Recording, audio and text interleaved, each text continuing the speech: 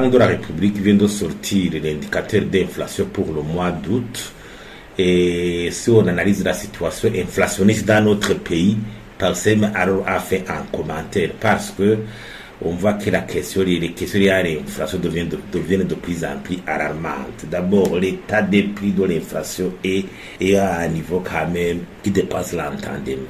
Les prix des boissons braroudies, les prix de boissons indulciées, les boissons traditionnelles, le sucre, les fruits, les produits alimentaires tels que le riz, pommes de terre, le haricot, les matériaux de construction, les pièces de rechange, les produits vestimentaires, les produits d'équipement, les articles scolaires, tout sera vraiment enfonce les gens et provoque une paupérisation singulière.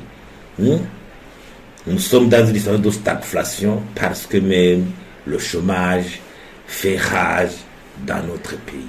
Pensez-vous alors que les causes de cette inflation sont multiples et il faut agir ensemble pour inverser la tendance.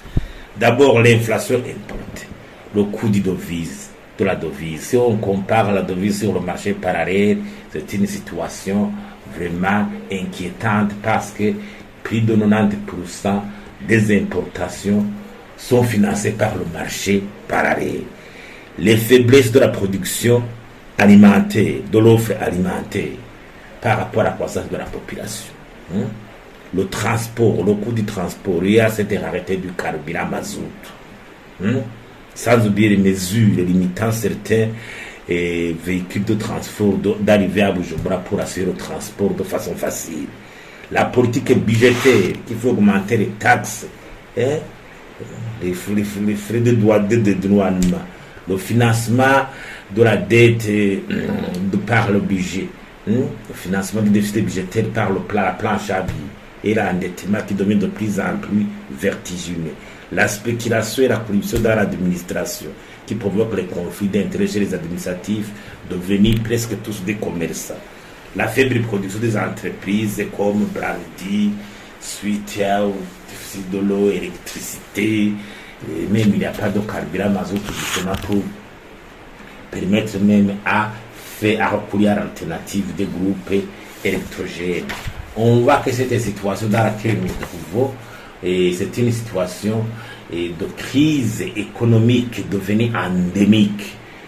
Pour vraiment résoudre cette crise, une solution idoine, c'est les efforts pour engager des réformes pour asseoir dans ce pays un nouvel ordre de gouvernance.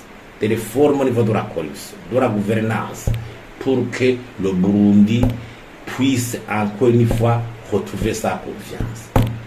Même au niveau de la stabilité politique, pour qu'il y ait d'abord des flux financiers à travers le financement des bailleurs, des partenaires techniques financiers et des investisseurs étrangers. Sans vraiment cela, il sera difficile de nous relever. Parce que la seule mobilisation de financement intérieur ne pourra pas permettre à ce que le Burundi puisse vraiment faire des pas de géant pour quitter cette situation de marasme économique. C'est une situation qui exige du courage.